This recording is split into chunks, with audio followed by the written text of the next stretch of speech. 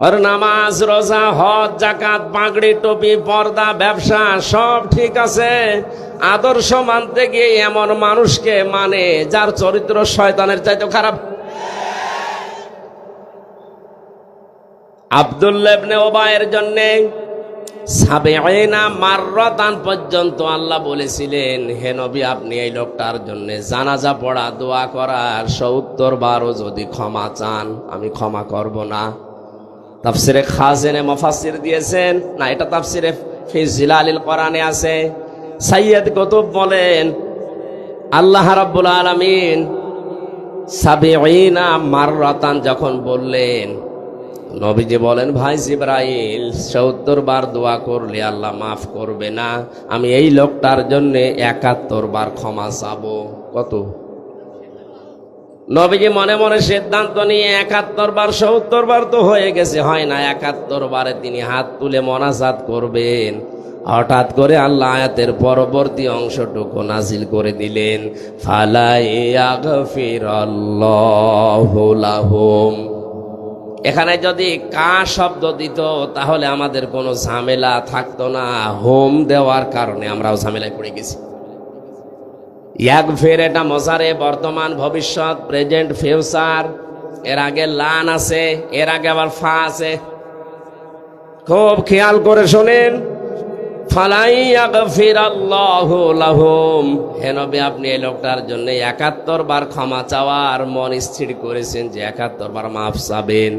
এর জন্য যদি কিয়ামত পর্যন্ত আপনি মাফ চান, একে শুধু মাফ করব তা না, হোম বহু বচন দিয়ে আমি জানিয়ে দিলাম, এর মতো চরিত্র কিয়ামত পর্যন্ত যাদের হবে তাদের জন্য যদি কেউ ক্ষমা চায় তারও মাফ নেই। তাহলে ওর নামাজ ছিল রসুলের পেছনে, ও রোজা রাখতো রসুলের সাথে, ইফতারি করতো রসুলের সাথে, ওর ছেলের নাম, নিজের নাম, বাবার নাম, নাতি ছেলের নাম পর্যন্ত নবীজির কথা শুনে সব আব্দুল্লাহ আব্দুল্লাহ রেখেছিল। নবীজির কথা মানতে আমি তাকে একেবারে পাইনি তা না, জীবনে বহু অনুসরণ সে করেছে, শুধু তলে তলে ওর আদর্শ ছিল আবু জেহেল। এই ছোট্ট কথা থেকে যদি আপনি শিক্ষা নিতে না পারেন তাহলে আমার মনে হয় আপনার কপালে কোরআন হেদায়েত দিতে পারবে না। ১.৫ ঘন্টার কথা শুনে যদি আপনি হেদায়েত পেয়ে যান, হ্যাঁ পেতে পারেন যদি আপনার মন থাকে। কি থাকে? গিরিশচন্দ্র সেনের কথা আমরা শুনেছি, কোরআনে কারিম বঙ্গ অনুবাদ করে, শুধু তা না ও তাফসিরও লিখেছে। অথচ এই লোকটা কোরআন আমাদের চাইতে বেশি পড়েছে, বেশি লিখেছে, বেশি বুঝেছে, বেশি শুনেছে। কথা বলেন না কেন? তাফসির লিখতে হলে এক একটা শব্দের একাধিক অর্থ জানা লাগে। এখানে যত বড় আলেম বাসা আছে, কেউ বুকে হাত দিয়ে কথা বলার ক্ষমতা নেই যে কোরআনের পুরা প্রতিটি শব্দের অর্থ আমার জানা আছে। না, হয়তো জানা থাকলেও ভুলে গেছি। আমিও পুরাটা পড়েছিলাম কিন্তু এখন আমার আর মনে নেই, এখন আবার দেখা লাগে, স্টাডি করা লাগে। অথচ হিন্দু বেটা পুরা কোরআন শরীফ ওর আয়ত্তে ছিল, প্রতিটি শব্দের অর্থ ওর জানা ছিল। কি পড়া পড়েছে বলেন, কি বোঝা বুঝেছে, কি আয়ত্ত ছিল কোরআনের ওপরে তার, কি সময় দিয়েছে সারাটা জীবনে। অথচ লোকটা মারা যাওয়ার পরে গোসল দিয়েছে। কথা বলেন না কেন?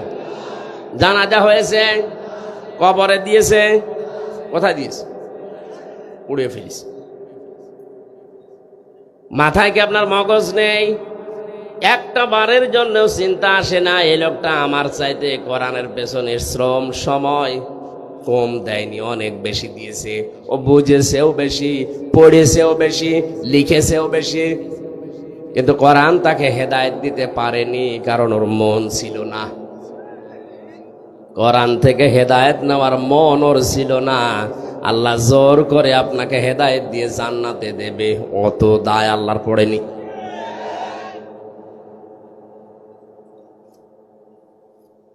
এজন্য আপনি মন তৈরি করেন, সারাটা জীবন না, আপনি যদি 10 মিনিটও মন দিয়ে কোরআন শুনে সিদ্ধান্ত নিতে পারেন, কোরআনের যে কোনো শব্দ আপনাকে হেদায়েতের পথ বলে দিতে পারে, সে ক্ষমতা কোরআনের আছে।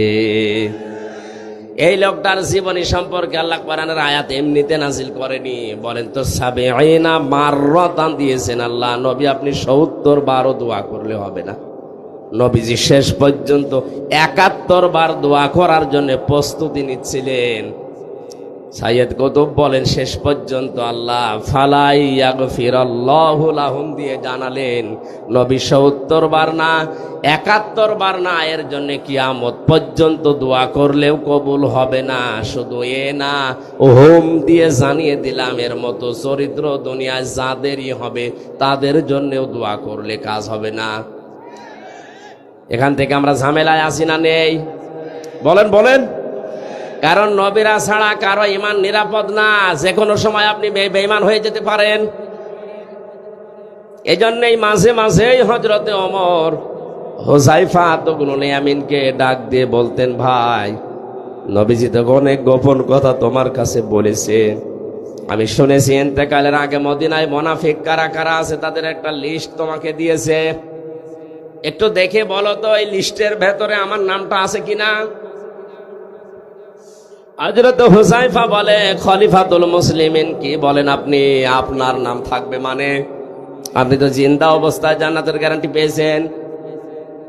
হযরতে ওমর ডাক দিয়ে বলে, হুযায়ফা দুনিয়াতে নবী ছাড়া কারো ঈমান নিরাপদ না, কখন না জানি মানুষ বেঈমান হয়ে যায় শয়তানের ধোঁকায় পড়ে। যদি দেখো আমার নামটা ওই লিস্টের ভেতরে আছে, এখনো পর্যন্ত তওবা করার সময় আছে, আমি এখনো ফিরে আসব, ভালো হয়ে যাব। জোরে বলেন সুবহানাল্লাহ। কারা কোন টেন্ডেন্সিতে ছিল তারা, আর আমরা আছি কোন ধান্দায়।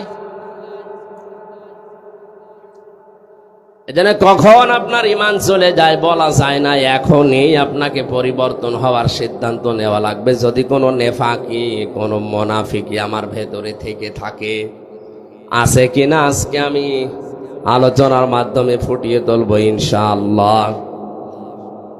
বলে সাইয়েদুল বাশার দিয়ে যেটা তাফসিরে মুফাসসির জানাতে চেয়েছেন, মানুষ দাবি করার পরেও যে বিশ্ব নবীকে আদর্শ মানে না, ও মানুষ না, ও জানোয়ার। এটা এ দেশের জন্য না, কথা বোঝেন আমার। আপনার হাতে পায়ে ধরে বলছি, আপনি আর যাই করেন আপনার আদর্শ যেন বিশ্ব নবী হয়, নয়তো দুনিয়াতেও আপনি অনেক কিছু হারাবেন, মরণের পরে তো আপনি হারিয়ে বসে আছেন। কারণ কবরের ভেতরে ৩ নাম্বারেই প্রশ্ন হবে, মান হাযার রাজুল, এই লোকটা কে ছিল। তার আদর্শ যদি দুনিয়ায় আপনি না মেনে চলেন, মরণের পরে দেখে বলবেন লা আদরি, আমি এর চিনি না, আমি জানি না। জোরে বলেন নাউজুবিল্লাহ। ৩ নম্বরে সাইয়্যিদুল কাওনাইন, তিনি শুধু এই জগতের না, উভয় জগতের মানুষ আর জিন যত সৃষ্টি আল্লাহ পাঠিয়েছেন সবার জন্যই ছিলেন আদর্শ। ৪ নম্বরে শুধুমাত্র মানুষের না, মানুষের ভেতরে দামি মানুষ যারা নবী এবং রসুল, তাদেরও জন্য আমার নবী ছিলেন আদর্শ। জোরে বলেন আল্লাহু আকবার। এই জন্য ইয়াসিন সূরাটা একবার পড়লে 10 খতম করার সওয়াব হয়, অবশ্যই হয়। এখানে 86টা আয়াত আছে। আমি প্রায় 75টা বিষয় এই সূরার ভেতরে আলোচনায় পেয়েছি। সারা জীবনে যারা এই 75টা বিষয় বাস্তবে প্র্যাকটিক্যাল লাইফে আমল করতে পারবে, তারাই কোরআনে কারিমের এই সূরা ইয়াসিন থেকে যেটা আল্লাহ দিতে চান ওইটা পাবে। 10 খতম করার কোরআন শরীফ পড়ার সওয়াব অবশ্যই আপনি পাবেন, কিন্তু সওয়াবগুলো টিকে থাকার জন্য যে পেছনে সেলাই করা দরকার, ওই সেলাইগুলো হচ্ছে এই 75টা আমল। তাফসিরে ফি জিলালিল কোরআনটা, এই সূরা ইয়াসিনের তাফসিরটা যতটুকু সময় পাবেন দেখবেন আপনার সূরা ইয়াসিন পড়ার পরে 10 খতম পড়ার সওয়াব পাওয়া যায়। এ সওয়াব ধরে রাখার যে নিয়ম ওখানে দেওয়া আছে। আল্লাহ তৌফিক দিন, বলেন আমিন। সূরা জুমা 10 নম্বর আয়াতটা আমরা পড়েছি, তাফসীর আকারে কথা বলার জন্য তৌফিক কামনা করছি আল্লাহর। জবান খুলে বলেন আউযু বিল্লাহি মিনাশ শাইতানির রাজিম, বিসমিল্লাহির রহমানির রহিম। فإذا قضيت الصلاة فانتشروا في الأرض وابتغوا من فضل الله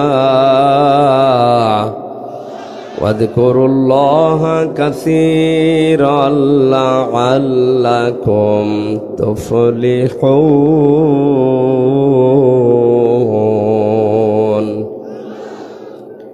আল্লাহ পাক বলেন, যখন নামাজ শেষ হয়ে যাবে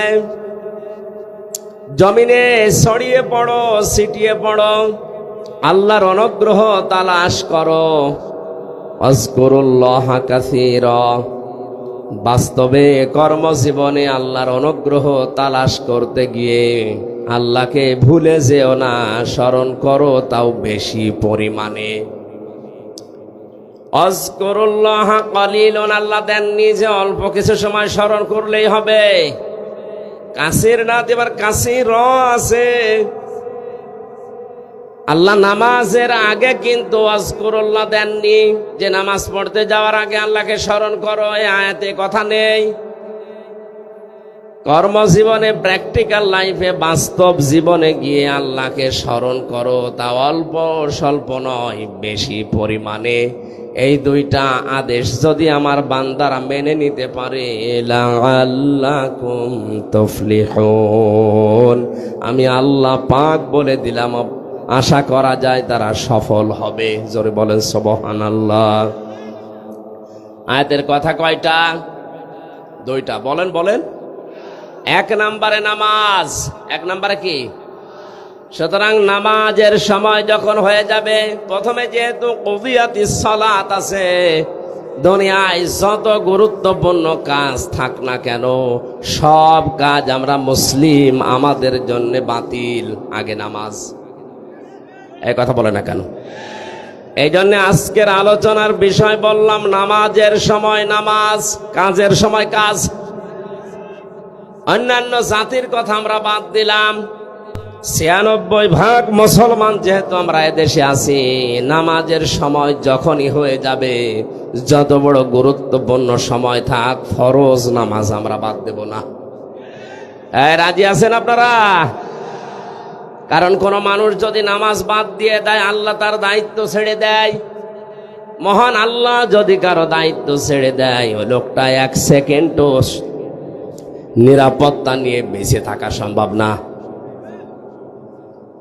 এই যে শরীরের ভেতরে যে রক্তগুলো প্রবাহিত হচ্ছে, এই সমস্ত গ্রোশের ভেতরে 5 প্রকার ক্যান্সার বিজ্ঞান এখন বলছে হতে পারে। আল্লাহ না করুক, আল্লাহ পাক যদি কারো দায়িত্ব ছেড়ে দেয়, আর ওর যদি 1 প্রকার ক্যান্সার রক্তে ধরা পড়ে, 14 বংশ বিক্রি করে একটা ঔষধের পয়সা হবে না। তামিলনাড়ুতে আমি 1 মাস 23 দিন ছিলাম। আমার এই ছোট্ট মেয়েটাকে নিয়ে যখন ছিলাম, দেখি একটা লোক বাড়ি সিলেটে ডাক দিয়ে বলছে, ভাই আজকে আমার রিপোর্ট দিয়েছে ডাক্তার, আমার ক্যান্সার ধরা পড়েছে রক্তে, দোয়া করেন আমি যেন ঈমান নিয়ে মরতে পারি। কি হয়েছিল? প্রথমে বলে পায়ের নিচে আমার একটা ফোসকুড়ি দেখা দিয়েছিল। মনে করলাম এমনি এমনি ভালো হয়ে যাবে।